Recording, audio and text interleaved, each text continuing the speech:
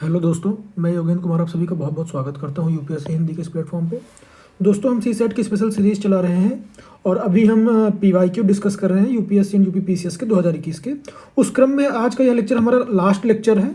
इसमें हम कुछ क्वेश्चंस देखने का प्रयास करेंगे और कंप्रहेंशन बेस्ड कुछ क्वेश्चंस देखेंगे, उसको समझने का प्रयास करेंगे। और इसके बाद दोस्तों हम आने वाले लेक्चर्स में सिलेबस को डिटेल में डिस्कस करते हुए साथ के साथ टॉपिक वाइज एक एक करके चीज़ों को कवर करने का प्रयास करेंगे। तो अभी हम देख लेते हैं कि जैसे अभी हमारे इस लेक्चर में हम कुछ क्वेश्चंस ले रहे हैं, उसमें कुछ एमसीक्यूज टाइप हैं जो न्यूमेरिकल हैं और फिर कुछ कॉम्प्रहेंशन हैं। और उसके बाद जब हम आने वाले लेक्चरों में अपन देखेंगे कि टॉपिक वाइज कैसे उसको कवर करना है। पैसेज दोस्तों थोड़ा सा इम्पॉर्टेंट हो जाता है, क्योंकि इसमें भी अगर आप मान के चले यूपीएससी में तो 30 या फिर 25 क्वेश्चन इतने तो आते ही आते हैं। तो अब आप इसको नेग्लेक्ट नहीं कर सकते हैं, क्योंकि कुछ दोस्तों का पैसेज स्ट्रांग होता है, कुछ का रीजनिंग स्ट्रांग होता है, कुछ का न्यूमेरेसी यानी मैथ्स स्ट्रांग होता है। तो ओवरऑल हमें बैलेंस्ड अप्रोच लेके चलनी है, क्योंकि अकेले किसी एक से तो काम नहीं होगा।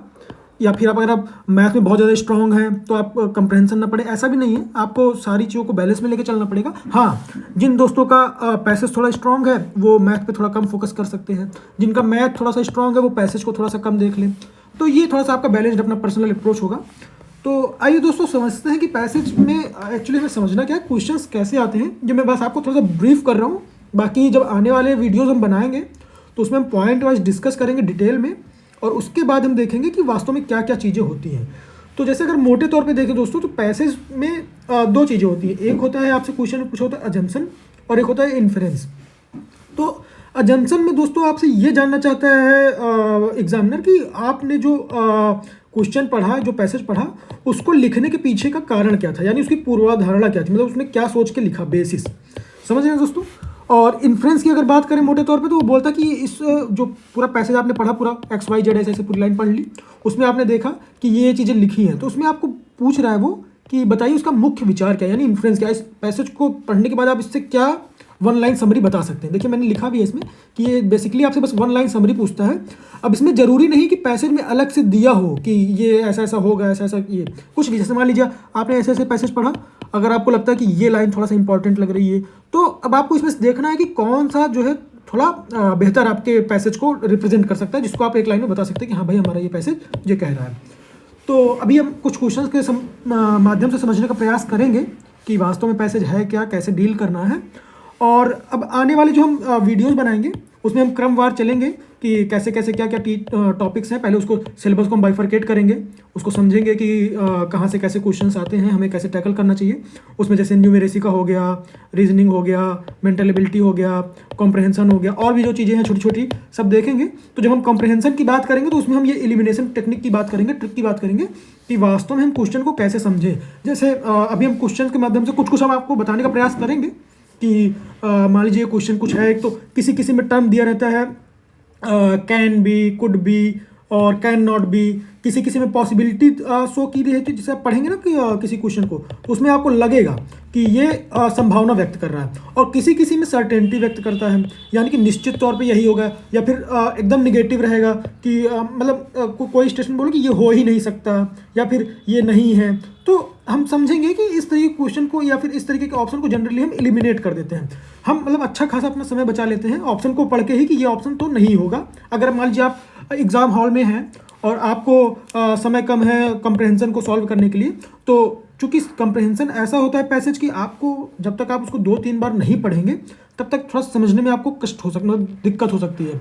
तो अगर आप जल्दी में हैं, मान लीजिए आपको मैथ्स रीजनिंग में ज़्यादा टाइम लग गया और आप कंप्रहेंशन सॉल्व करना चाहते हैं क्योंकि आपको ऐसा लग रहा है कि आप कट ऑफ पार नहीं कर पाएंगे, तो ये एलिमिनेशन टेक्निक आपको बहुत ज़्यादा हेल्प करेगी दोस्तों। उसमें आप ऑप्शन की मदद से देख के एलिमिनेट कर सकते हैं काफ़ी हद तक। तो अब देखिए दोस्तों, हम शुरू करते हैं आज का ये कॉम्प्रहेंशन का टॉपिक। इसमें 2-3 चीज़ें ध्यान रखने वाली हैं कि पहले आप कॉम्प्रहेंशन को 1 या 2 बार कम से कम पढ़ेंगे। 2 बार तो आप मिनिमम पढ़ ही लीजिए, और कोशिश कीजिए कि आप हिंदी में भी पढ़िए और इंग्लिश में भी पढ़िए। देखिए मैंने दोनों में ही इसीलिए अंडरलाइन कर रखा है कि ताकि आपको समझ में आए। देखिए दोस्तों, इससे होता क्या है कि कभी कभी हिंदी की लैंग्वेज इतनी ज़्यादा कठिन रहती है कि आपको थोड़ा सा समझने में आसानी के बजाय ऐसा लगेगा कि क्या कह रहे, घुमा देगा, समझ नहीं आएगा। और इसी तरीके से सेम चीज़ इंग्लिश में भी होता है कि कुछ कुछ टर्म्स ऐसे होते हैं जो आपको समझ नहीं आते इंग्लिश में, तो बेहतर होगा कि आप एक बार इंग्लिश और हिंदी दोनों में पढ़ लेंगे, उसके बाद आपको समझ में आ जाएगी वास्तव में पैसेज कह क्या रहा है। उसके बाद आप इसको देख लेंगे कि वास्तव में हमसे पूछ क्या रहा है। जैसे हम देखिए मैंने अंडरलाइन किया पूर्व धारणा निष्कर्ष ये सब, तो ये आप एक बार देख लेंगे क्वेश्चन को, उसके बाद आप पैसेज पढ़ना शुरू कीजिए और फिर देखिए कि क्या क्या कह रहा है, दोनों लैंग्वेज में पढ़िए। तो आइए शुरू करते हैं आप आज का ये पहला पैसेज। तो इसमें जैसे मैं पढ़ रहा हूँ, आप भी एक बार थोड़ा सा ध्यान से पढ़ लें कि तथाकथित धार्मिक संप्रदायों के संबंध में यदि प्रत्येक व्यक्ति को अपने धर्म का आकलन करने के लिए कहा जाए तो धर्म के रूप में ऐसी कोई बात नहीं होगी जो गलत हो, किंतु यदि वे एक दूसरे के धर्म का आकलन करते हैं तो धर्म के रूप में कोई ऐसी बात नहीं होगी जो सही हो। इसलिए धर्म के संदर्भ में पूर्ण विश्व सही है या संपूर्ण विश्व गलत है। अब समझिएगा दोस्तों, अगर आप पहली नज़र में पढ़ेंगे तो आपको कुछ हो सकता है डाउट हो, समझ ही ना आए कि ये क्या बोल रहा है, सही गलत है ना। तो आप थोड़ा सा इसको इंग्लिश में भी पढ़ सकते हैं कि ऐसा ऐसा है, आप एक बार डिक्टेट कर लीजिएगा, स्क्रीन पे है, आप इसको पॉज करके पढ़ सकते हैं। तो बेसिकली ये कह रहा है कि अगर मान लीजिए आपका खुद का रिलीजन है तो आप अगर उसको जज करते हैं तो आप उसमें कुछ भी गलत नहीं पाएंगे। देखिए मैंने इसीलिए आपको अंडरलाइन करके दिखा दे रहा हूँ, ये माइंड मेकअप करने में बहुत आसानी होती है दोस्तों, कि आप एग्जाम में ऐसे अंडरलाइन करें, उसको कुछ कीवर्ड्स को कॉपी मतलब सर्किल कर लें, मार्क कर लें और फिर देखिए वो क्या कहना चाह रहा है। तो वही इसमें कह रहा है कि अगर आप खुद के रिलीजन को करते हैं तो उसमें आपको कुछ भी गलत नहीं दिखता है, जबकि अगर आप दूसरों के रिलीजन को जज करने की कोशिश करते हैं तो उसमें आपको कुछ भी ऐसा नहीं है जो सही दिखता है। तो कहने का मतलब फिर वो यही बोल रहा है कि वर्ड इज रॉन्ग और right in the matter of religion depending on whether you are thinking about your own religion or about your neighbors or something else, means someone else religion. So अब इसमें समझने का प्रयास करते हैं कि हमसे पूछा क्या है, कि इसकी पूर्व धारणा क्या है। अब चार स्टेटमेंट दिए हैं, चार ऑप्शन, इसको हम पढ़ लेते हैं एक एक करके। कि देखिए दोस्तों, कोई भी व्यक्ति किसी धार्मिक संप्रदाय का अनुयायी बने बिना जीवन व्यतीत नहीं कर सकता। ऐसा कुछ इसमें पूर्ण धारणा आपको प्रतीत हो रही है क्या? बिल्कुल नहीं। इसमें तो ऐसा ना तो कुछ मेंशन है, ना ही इसके पीछे कुछ कहने का इसका आशय है कि ये हो सकता है। अब अगला देखते हैं क्या बोल रहा है कि प्रत्येक व्यक्ति का कर्तव्य है वह अपने धार्मिक संप्रदाय का प्रसार करे। देखिए दोस्तों, आपको यहाँ पे ये कुछ दोस्त इसको लगा सकते हैं सही, लेकिन आप समझिएगा कि यहाँ पे आपसे पूछा पूर्व धारणा, यानी जो आपका ये पैसेज दिया है इसके पीछे लेखक जो लिख रहा है इसके पीछे उसको लिखने का कारण क्या है। जैसे मैं आपको अगर एक एग्जाम्पल के माध्यम से समझाने का प्रयास करूं कि फॉर एग्जाम्पल चलिए हम ले लेते हैं कि जैसे हम सीसेट की तैयारी कर रहे हैं, ठीक है। अब सीसेट की तैयारी कर रहे हैं, अब सीसेट की तैयारी करें तो हमको पता है कि क्या क्या चीज़ करनी चाहिए। सीसेट थोड़ा सा सिविल सेवक के लिए जो है, सिविल सर्वेंट के लिए बहुत ज़रूरी है, उसके एप्टीट्यूड को चेक करता है, ये है वो है ना। उसके बाद आपसे पूछेगा, आपको पैटर्न समझना पड़ेगा कि सीसेट में ये चीज़ें पूछती हैं जो हमारी बुद्धिमत्ता को चेक करती हैं, और भी जो चीज़ें हैं। तो कहने का मतलब जो भी चीज़ आप सीसेट के बारे में पढ़ रहे हो तो अच्छी बात है, लेकिन आप ये समझिए कि आप सीसेट पढ़ क्यों रहे हो, आपके पढ़ने के पीछे का कारण क्या, आपने क्या सोचा कि सीसेट को। देखिए मेन कारण क्या है, अगर आप सीसेट क्वालिफाई नहीं करोगे तो आपका एग्जाम कुछ क्लियर होगा नहीं। तो कहने का मतलब ये है कि आपके मन में पूर्ण धारणा है कि सीसेट थोड़ा सा ध्यान देने की जरूरत है, मतलब इसको हल्के में नहीं ले सकते, एक इंपॉर्टेंट सब्जेक्ट है, कठिन है सरल वो आपके डिपेंड करता है, लेकिन आपकी धारणा यही कि इस पर ध्यान देने की जरूरत है। उसके बाद आप उसमें पैसे में जो लिखा है वो आप देख सकते हैं कि हाँ ये चीज़ें हैं। तो वही चीज़ आप देखिएगा दोस्तों, इसने आपसे पूर्ण धारणा पूछा है कि लोग ऐसा ऐसा कह रहे हैं कि अगर अपने धर्म के बारे में देखेंगे तो उनको कोई गलती नहीं दिखेगी, दूसरे के धर्म के बारे में देखेंगे तो उनको ऐसा कुछ भी नहीं जो सही दिखे, मतलब सब गलत दिखेगा। तो वही है। अब जैसे ये स्टेटमेंट देख रहा है कि प्रत्येक व्यक्ति का कर्तव्य अपने धर्म की संप्रदाय का प्रसार करे, तो बिल्कुल करे, कोई दिक्कत नहीं, लेकिन ये हमारी पूर्ण धारणा नहीं है। अब अगला देखते हैं कि धार्मिक संप्रदायों में मनुष्य की एकता की उपेक्षा करने की प्रवृत्ति होती है। ये आप कह सकते हैं कि सही बात है। देखिए हमारा स्टेटमेंट भी यही कह रहा है, क्वेश्चन भी, कि धार्मिक संप्रदायों में मनुष्य की एकता की उपेक्षा करने की प्रवृत्ति होती है। यानी अगर कोई व्यक्ति है, अगर किसी रिलीजियस मैटर पे अगर कोई टॉक होता है तो वो इन जनरल देखा जाता है कि जो अदर पर्सन है उसके रिलीजन को हीन भाव से, या फिर ये कहें कि नहीं तुम्हारा रिलीजन कम सही है मेरा, तो ये बताने का प्रयास करें, तो ये हम मान सकते हैं कि ये उसकी जो है पूर्ण धारणा हो सकती है। उसी के तर्क संगत इसने सारी चीज़ें लिखी हैं कि अगर मैं अपने धर्म की बात करूं तो मुझे कुछ भी सही गलत नहीं दिखता, दूसरे के धर्म की बात करूं तो मुझे सब गलत दिखता है। अब अगला देख लेते हैं, क्या समझ लेते हैं, हमें आंसर तो मिल ही गया कि लोग अपने धार्मिक संप्रदाय को नहीं समझते हैं। नहीं दोस्तों, ये तो पर्सनल व्यू है, आप समझ सकते हैं, क्योंकि ये पूर्ण धारणा नहीं हो सकती है। तो आप समझ गए होंगे कि वास्तव में पूर्ण धारणा से हमारा क्या तात्पर्य है, क्वेश्चन को कैसे हम देखेंगे। अब आने वाले लेक्चर में हम ये बिना, देखिए अगर आपको टाइम की शॉर्टेज है, अगर आपके पास टाइम नहीं है बिल्कुल भी, तो आप सीधे आंसर पे आइए और ऑप्शन देखिए, आपको समझ में आ जाएगा कि हाँ कौन सा ऑप्शन थोड़ा सा लॉजिकल है, रीजनेबल है। तो ये आपको प्रैक्टिस से आएगा, और कुछ ट्रिक्स जो मैं बताऊँगा आपके भी जो कुछ पैसेज पढ़ते समय जो भी आपके मन में विचार आते हैं, तो बस ध्यान दीजिएगा दोस्तों कि जो चीज़ें आपके पैसे से रिलेटेड है उसमें आपका निष्कर्ष और पूर्व धारणा, ये चीज़ें आप ध्यान में रखिएगा कि जरूरी नहीं कि जो पैसेज में लिखा हो वही चीज़ आपका एकदम सही हो, और जरूरी ये भी नहीं है कि आप जो सोच रहे हैं उसको लिख दें, क्योंकि हो सकता है पैसेज ने अगर बोल दिया ये चीज़ें कि भाई अगर ये तो हो सकता है कोई व्यक्ति ऐसा ना हो जो ऐसा सोचता हो, लेकिन आपको केवल पैसेज के हिसाब से चलना है।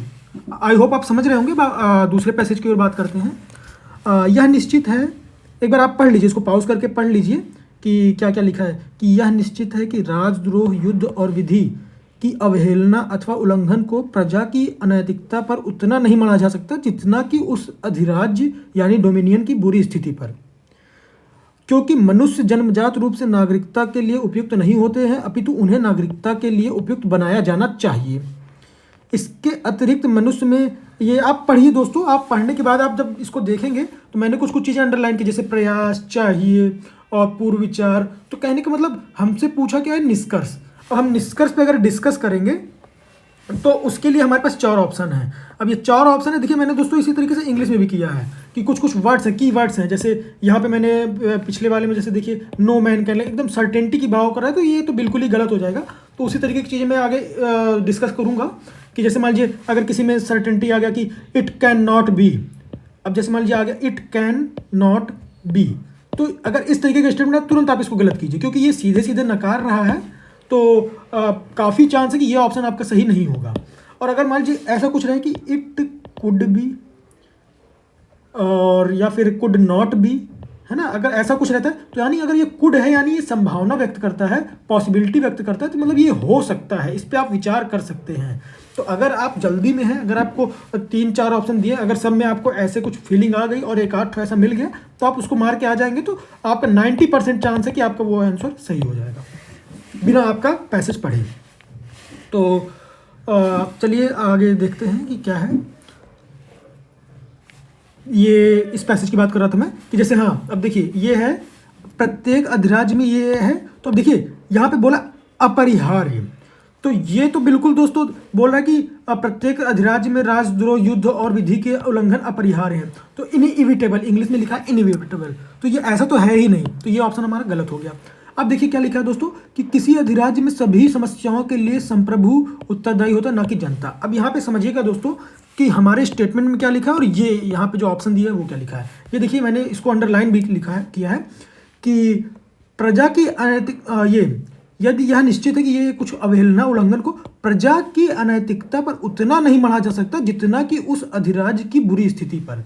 तो आप समझिएगा दोस्तों यहाँ पे ऐसा नहीं बोल रहा है कि इसके लिए केवल और केवल जो अधिराज्य यानी जो नेशन है वो सॉवरेनिटी वही केवल रिस्पॉन्सिबल है, बल्कि जनता भी है। बट हाँ ये कह सकते हैं कि जो हमारा ये संप्रभु है, अब इसके लिए ये ज़्यादा इंपॉर्टेंट, यानी जो स्टेट है वो ज़्यादा इंपॉर्टेंट है एज़ कम्पेयर टू जनता। तो ये स्टेटमेंट भी हमारा गलत हो गया। अब देखते हैं कि अगला क्या बोल रहा है कि वह अधिराज्य सर्वोत्तम है जो एकता के लक्ष्य के लिए प्रयास करता है और जिसके पास सुनागरिकता यानी गुड सिटीजनशिप के लिए विधि है। अब देखिएगा दोस्तों इसमें यही बता रहा है कि यह निश्चित है कि जो भी मतलब स्टेट है वो अगर लॉ की अवहेलना करते हैं, जो भी चीज़ें करते हैं तो उनके में दिक्कतें आती हैं। तो आगे इसमें लिखा भी है कि इसके अतिरिक्त मनुष्य में नैसर्गिक मनोभाव सर्वत्र समान होते हैं, और यदि अनैतिकता अधिक प्रबल होती है और किसी राष्ट्रमंडल कॉमनवेल्थ में दूसरे राष्ट्रमंडल की तुलना में अधिक अपराध होते हैं, तो यह निश्चित है कि पूर्ववर्ती राष्ट्रमंडल ने एकता के लक्ष्य के लिए पर्याप्त रूप से प्रयास नहीं किया है और ना ही कोई पूर्व विचार करके अपनी ऐसी विधि बनाई है। तो समझिएगा दोस्तों ये बोल रहा है कि अगर 2 नेशन हैं, अगर इनमें से इस वाले में ज़्यादा बुराई हो रही है या फिर ज़्यादा अपराध हो रहे हैं, तो हम कह सकते हैं कि इस वाले राज्य ने इस वाले के कंपेयर में लॉ जो है उतने अच्छे से नहीं बनाए, उतने अच्छे से सोच विचार नहीं किया, उसका जो टारगेट है, जो प्रयास है, उसने उसमें उतनी अच्छी सफलता नहीं प्राप्त की जितना इसने प्राप्त की। ठीक है दोस्तों, तो वही ये बोल रहा है कि अगर आप इसको पढ़ेंगे तो वही बोल रहा है कि वह अधिराज्य सर्वोत्तम है जो एकता के लक्ष्य के लिए प्रयास करता है, पहली चीज़, और जिसके पास सुनागरिक गुड सिटीजनशिप के लिए विधि है। तो इसका मतलब मान सकते हैं कि हाँ ये निष्कर्ष की बात कर रहा है दोस्तों, यहाँ पे हमसे अजम्पशन नहीं पूछ रहा है, हमसे बोल रहा है कि आप ये पैसेज पढ़िए और बताइए कि इसमें क्या हमारा निष्कर्ष निकल सकता है। तो ये बिल्कुल ये निष्कर्ष निकल रहा है। अगला देख लेते हैं क्या बोल रहा है कि लोगों द्वारा अच्छा अधिराज्य स्थापित कर पाना असंभव है। अब देखिए, वही मैं बोल रहा हूँ दोस्तों कि अगर आपसे कुछ ऐसे पॉसिबल वर्ड दे दे कि जैसे असंभव, इम्पॉसिबल, तो ऐसा तो बिल्कुल ही नहीं है। आपको देख के ही लग रहा होगा कि इम्पॉसिबल तो बिल्कुल ही नहीं है कि एक अच्छा डोमिनियन जो है लोगों के द्वारा स्थापित करना इम्पॉसिबल है। तो ये स्टेटमेंट बिल्कुल सरासर गलत हो गया। अब देखिए, मैंने यहाँ पे परस्यू पे मार्क कर रखा है, तो परस्यू इन द सेंस कि हाँ, डोमिनियन अपना ट्राई कर रहा है और ये कर सकता है अगर अच्छे नियम और गुड सिटीजनशिप का वो ये प्रपोज लेके आए कि भाई ऐसा ऐसा हम करेंगे, तो कहने का मतलब ये ऑप्शन सही है। तो अब जैसे ये देखिए, इनएविटेबल, नो पीपल कैन, एकदम सर्टेनिटी वाली जो फीलिंग आ रही, तो अब देखिए सीधा आप ऑप्शन से भी एलिमिनेट कर सकते हैं। अब आते हैं अगले अनुच्छेद पे, परिच्छेद पे। देखिए, अब ये क्या बोल रहा है, ये भी एक पैसेज दिया हुआ है, असमानता के ऊपर है। इसमें भी जैसे मैंने देखिए पहले से ही आपको क्वेश्चन करने से पहले देख लेना है कि हमारा प्रश्न क्या पूछ रहा है। जैसे पूर्व धारणा के बारे में पूछ रहा है, ये मर्म पूछ रहा है, यानी इसका जो क्रक्स, जो इसका सार है वो पूछने की कोशिश कर रहा है। तो आइए समझते हैं कि क्या है क्वेश्चन। असमानता एक मूल लोकतांत्रिक प्रतिमानक का उल्लंघन करती है कि सभी नागरिक समान हैं। अब समझिएगा दोस्तों, इसकी लैंग्वेज थोड़ा सा क्लिष्ट है, थोड़ा सा कठिन है, लेकिन आप इसको एक बार पढ़ेंगे। वही मैं बोल रहा हूँ कि कभी भी आप पैसेज पढ़ते हैं तो उसके लिए आपको कम से कम 2-3 बार तो आप पढ़ ही लीजिए, ताकि कम से कम पैसेज एकदम क्लियर हो जाए, तब जाके आप आंसर को अच्छे से समझ के उसको सही जवाब देने में सक्षम होंगे। अब देखिए, ये स्टेटमेंट हो गया। उसके बाद बोल रहा समानता वह संबंध है जो कुछ एक मूलभूत विशेषज्ञों के संबंध में व्यक्तियों के बीच होता है, जिसे वे सामान्य रूप से साझा करते हैं। नैतिकता की दृष्टि से कहें तो समानता एक स्वतः निर्धारित सिद्धांत है। इसलिए प्रजाति, जाति, लिंग, सजातीय निःशक्तता या वर्ग जैसे आधारों पर व्यक्ति के बीच भेदभाव नहीं किया जाना चाहिए। मतलब जेंडर, कास्ट और भी जो चीज़ें हैं, लिंग है ना, जो आपकी ये जो छोटी छोटी चीज़ें हैं, इनके बेसिस पे, कलर के बेसिस पे कोई भेदभाव नहीं किया जाना चाहिए। अब देखिए, मैं अंडरलाइन कर रहा हूँ, आप ये देखिएगा, आप इसके भाव जो बोल रहे हैं बोलने दीजिए, आप वर्ड पे जाइएगा कि ये सर्टेनिटी बोल रहा है कि चाहिए बोल रहा है, क्या बोल रहा है, इनके विचार क्या हैं, तब आपको पता चल पाएगा कि इसकी पूर्ण धारणा क्या है। अब देखिएगा कि बोल रहा है कि मानवीय स्थिति की ये विशेषताएं नैतिक दृष्टि से संगत नहीं है। यह विचार कि व्यक्तियों के साथ सम्मानपूर्ण व्यवहार किया जाना चाहिए, न केवल इस कारण से कि उनमें कुछ एक व्यक्तियों के पास कुछ असाधारण विशेषताएं अथवा प्रतिभा होती हैं, जैसे इनमें कुछ एक व्यक्ति कुशल खिलाड़ी। अब आप समझ पा रहे होंगे कि जो मैं पढ़ रहा हूँ एक ही, अब देखिए यहाँ पे एक सेंटेंस शुरू किया और यहाँ पे इन्होंने ख़त्म किया, तो ये थोड़ा सा कठिनाई होती है पैसेज में समझने के लिए। इसीलिए आपको इसको बार बार प्रैक्टिस करना पड़ेगा और बार बार इसको पढ़ के समझना पड़ेगा कि वास्तव में ये सेंटेंस हमारा क्या कह रहा है।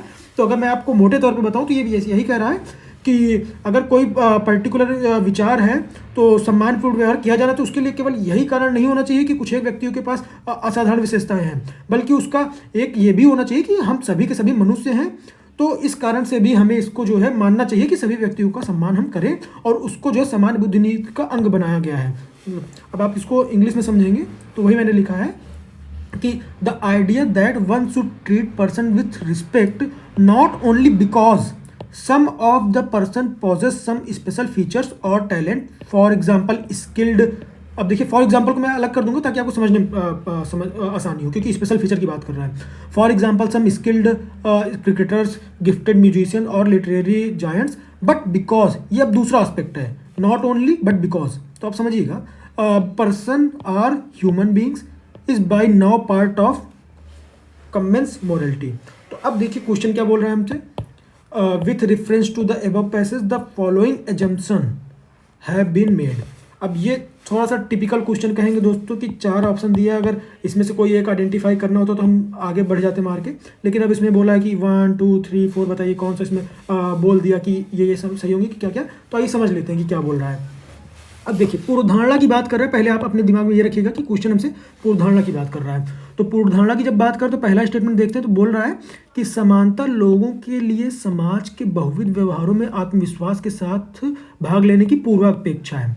तो अगर इंग्लिश में बात करें तो जैसे देखिए लिखा है कि equality is prerequisite for people to participate in the multiple transaction of society from a position of confidence.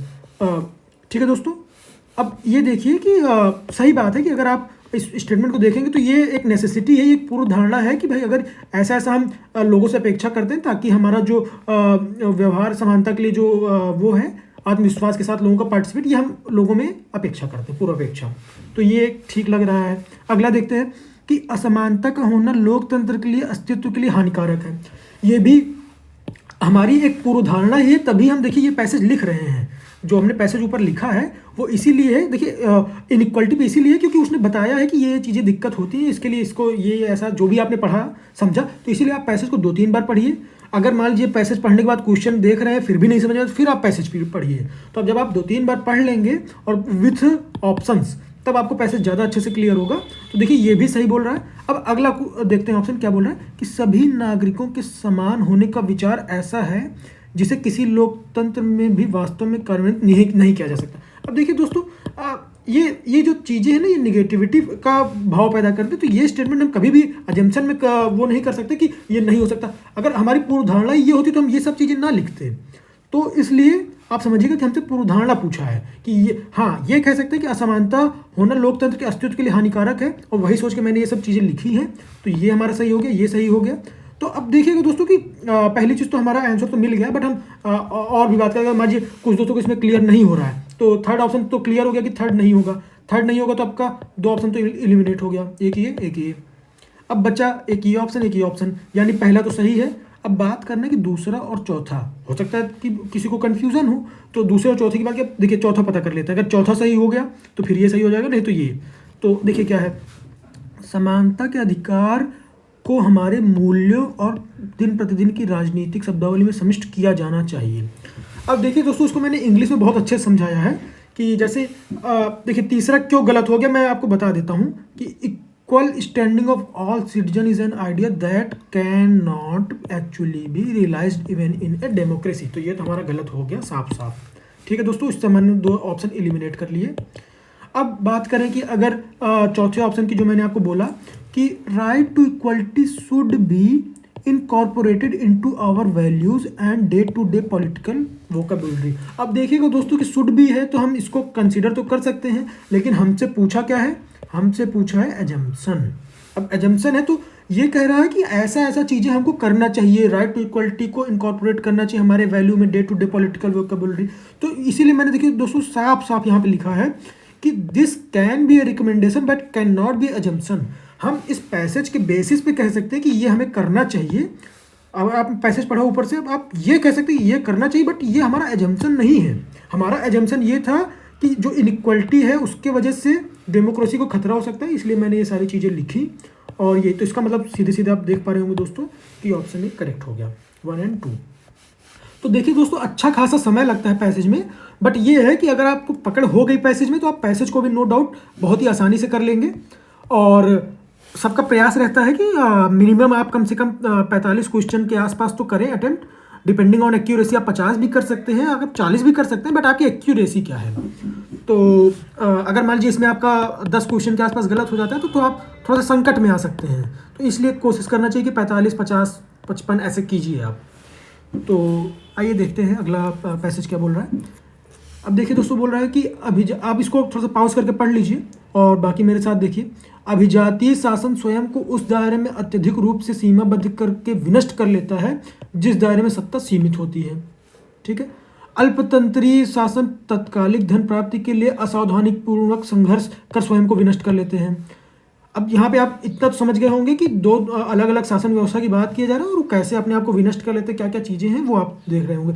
अब अगला क्या बोल रहा है कि यहाँ तक कि लोकतंत्र के अतिरेक से लोकतंत्र भी स्वयं को विनष्ट कर लेता है। यानी जितने भी हमारे गवर्नमेंट के फॉर्म होते हैं, लोकतंत्र वगैरह जो भी आप देख पा रहे होंगे, अल्पतंत्री शासन वगैरह तत्काल, तो ये जो चीज़ें हैं कहने का मतलब ये अपने आप को कुछ न कुछ कारणों से विनष्ट कर लेती हैं। अब अगला स्टेटमेंट क्या बोल रहा है, इसका मूल सिद्धांत यह है कि पद धारण करने और लोक नीति निर्धारण करने का सबको समान अधिकार है। अब देखिए इसका मूल सिद्धांत इन्होंने बता दिया। अब बोल भी रहे हैं ये, आप पढ़िएगा, प्लेटो का एक्चुअली वो है स्टेटमेंट है। आप, मैं क्यों बता पा रहा हूँ क्योंकि मैंने इसको 2-3 बार पढ़ा। अब आप भी देखिए तो आप इसको पढ़ने का समझने का प्रयास कीजिएगा कि प्रथम दृष्टि में यह एक सुखद व्यवस्था है, किंतु यह विनाशकारी बन जाता है क्योंकि लोग समुचित रूप से शिक्षित नहीं होते हैं कि वे उत्तम शासकों और सर्वाधिक विवेकपूर्ण मार्ग का चयन कर सकें। लोगों में समझ नहीं होती कि वे केवल वही दोहराते हैं जो उसके शासक उन्हें कहना पसंद करते हैं। ऐसा लोकतंत्र निरंकुश शासन या स्वेच्छाचारी शासन होता है। ये प्लेटो का स्टेटमेंट है, उन्होंने बताया, उनका अपना जो व्यू है। अब इसके माध्यम से देखिए हमसे बोला क्या है कि निम्नलिखित में कौन सा उपर्युक्त परिच्छेद मर्म को सर्वोत्तम रूप से प्रदर्शित कर रहा है। तो अब देखिए दोस्तों, मैंने 4 ऑप्शन है। अब आप एक बार इसको, अगर आपको नहीं समझ में आया तो आप पैसेज को 2 बार 3 बार पढ़िए। मैं एक बार इंग्लिश में भी दिखा देता हूँ ताकि जो दोस्त इसको साथ के साथ पढ़ना चाहते हैं तो वो पढ़ लें कि ये हमारा इंग्लिश का पैसेज है। अब हम समझने का प्रयास करते हैं ऑप्शन को, कि ये बोल रहे हैं कि मानव समाज शासन के भिन्न भिन्न रूपों के साथ प्रयोग करता है। अब आप देख पा रहे होंगे कि सही बात है, कुछ कुछ चीज़ें इन्होंने बोला है कि स्टेटमेंट में ये है कि अगर हमारी डेमोक्रेटिक गवर्नमेंट है, निरंकुश शासन और ये वो कुछ चीज़ें हैं, आर्थिक कुछ इन्होंने मतलब जो भी इन्होंने लिखा है जो आपको समझ में आ रहा है, तो कहने का मतलब हाँ कुछ चीज़ तो है कि ये डिफरेंट फॉर्म का कुछ चल रहा है। अब अगला ऑप्शन देखते हैं कि क्या बोल रहे हैं, तो ये हम इसको सही मान सकते हैं। लेकिन जब तक आप चारों स्टेटमेंट नहीं पढ़ लेंगे तब तक आपको किसी भी कंक्लूजन पर जल्दी पहुँचने की आवश्यकता नहीं है, आपको थोड़ा समझना पड़ेगा। तो ये अगला स्टेटमेंट देखते हैं कि क्या बोल रहा है कि अपने मूलभूत सिद्धांत के अतिरेक के कारण शासन के किसी भी रूप का अपकर्षण हो जाता है। अब ये मर्म है दोस्तों, यानी इस स्टेटमेंट को पढ़ने के बाद आपको लग रहा होगा कि बिल्कुल सही बात है, ये तो इन्होंने कहा ही कहा है। मतलब ये चीज़ें आपके स्टेटमेंट में मेंशन जरूर है लेकिन इस पर इन्होंने फोकस नहीं किया। बट ये जो सेकंड वाला है इसको इन्होंने कहा ही कहा है कि बिल्कुल सही बात है। अलग अलग फॉर्म की गवर्नमेंट है, उसमें कुछ ना कुछ चीज़ों का अगर आप एक्सेस में करते हैं तो उसकी वजह से उस गवर्नमेंट का जो है अपकर्षण हो जाता है, यानी वो डिके हो जाती है, कुछ दिन बाद वो खत्म हो जाएंगी। तो अब अगला स्टेटमेंट क्या बोलता है कि सभी नागरिकों की शिक्षा ही पूर्ण कार्यात्मक और धारणीय लोकतंत्र को सुनिश्चित करता है। अब देखिए, अब बहुत छोटी सी चीज़ है, क्या बोल रहे हैं, शिक्षा ही। अब इसमें पॉसिबिलिटी जरूर लिखा है कि क्योंकि लोग समुचित रूप से शिक्षित नहीं होते हैं तो वो उत्तम शासक कर सकें, मतलब वो ऐसा नहीं है। समझ रहे ना कि वो क्या कहना चाह रहा है कि लोग शिक्षित नहीं हैं इसलिए वो उत्तम शासक का चयन कर सकें। बट ऐसा भी नहीं है कि अशिक्षित लोग नहीं कर सकते हैं। विवेक जरूरी नहीं है कि लोगों में शिक्षा के माध्यम से या आपके आसपास के इन्वायरमेंट को देख के भी आ सकता है। तो आप सीधे सीधे इसको गलत कर सकते हैं क्योंकि ये एकदम डिपेंडेंसी बता दिया।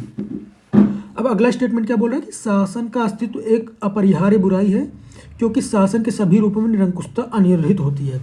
अब देखिए दोस्तों, ये बोल रहा है कि अब ये थोड़ा सा गलत स्टेटमेंट है। क्यों? क्योंकि उसमें जो हमारा स्टेटमेंट, जो हमारा पैसेज दिया है उसमें बताया कि कुछ कुछ शासन व्यवस्थाएं हैं, उसमें क्या क्या चीज़ों की दिक्कतें आती हैं तो हमारी शासन व्यवस्था गड़बड़ा जाती है। अब इसमें क्या बोल रहा है कि शासन का अस्तित्व एक अपरिहार्य बुराई है क्योंकि शासन के सभी रूपों में निरंकुशता अनिर्णित होती है।